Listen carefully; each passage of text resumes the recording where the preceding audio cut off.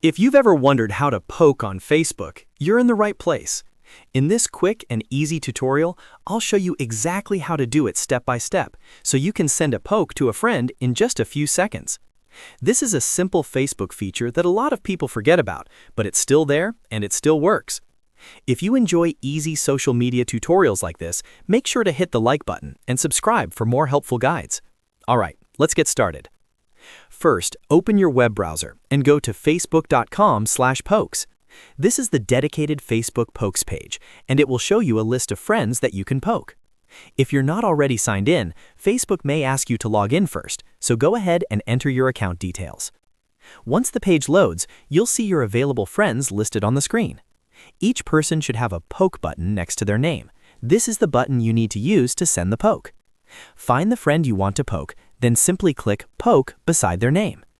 As soon as you click it, Facebook will send the poke to that person. In some cases, the button may change, or the poke may be recorded immediately, letting you know the action was successful. That's really all there is to it. No extra settings, no complicated menus, and no need to search through your profile. If you want to poke more than one friend, you can stay on the same page and click Poke next to each person you want to contact. Just remember that this is meant to be a light, playful Facebook action, so use it with friends who will understand what it means. If you're not seeing the Pokes cage properly, make sure you're using the correct Facebook account and that your browser is up to date. Sometimes refreshing the page or signing out and back in can help if the page doesn't load correctly. So to recap, the process is very simple. Open facebook.com/pokes, look through the list of friends, and click Poke next to the person's name. That's how to poke on Facebook in just a few moments. If this video helped you out, please give it a like and subscribe for more simple tech and social media tutorials.